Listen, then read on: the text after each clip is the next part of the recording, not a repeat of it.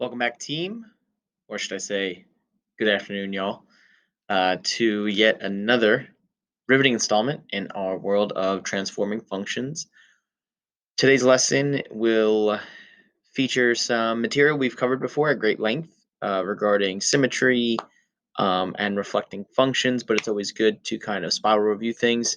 So we're going to comprehend that reflecting a function's graph across an axis means replacing either the inputs or the outputs with their opposite values, so you can create a graph of y equals negative f of x or y equals f of negative x given the original graph. And I'll know I've got it when I can reflect a graph across either the x or y axis. So we have three graphs pictured here. Two things that you notice, two things that you wonder about them, generate some ideas, and we'll have a little electronic discussion before our class time even begins. So here we have a function defined by g of x equals negative f of x. When you take a look at this function, you might assume it to be even or odd. I don't think it is either, but I could be wrong. Maybe you have a better eye for it than I do. But based on this rule here, for g of x equaling negative f of x, complete this table and then describe how to transform the graph of f into the graph of g. Okay, so make sure you use words and then some algebraic. We don't actually need any algebraic notation since we've been provided it here.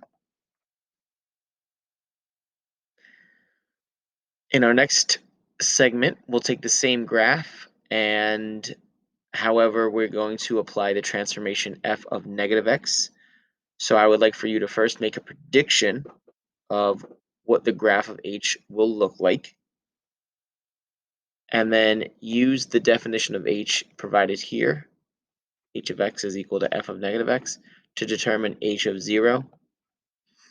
You should type in what the corresponding input is for the f function and then make an inference regarding what the corresponding output would be. I don't know why that parentheses isn't working. All right, so in this segment, we have a table of values that represents the original function f of x, and then we have a new table of values to represent the function h of x. Okay. What we are saying is the outputs are identical so long as we have the opposite input values. So with that being said, we should be taking all of the values associated in our original table and applying their opposite values.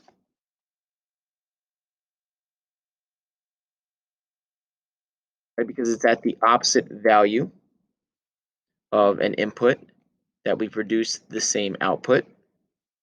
So at negative 4, we'll have an output of 0.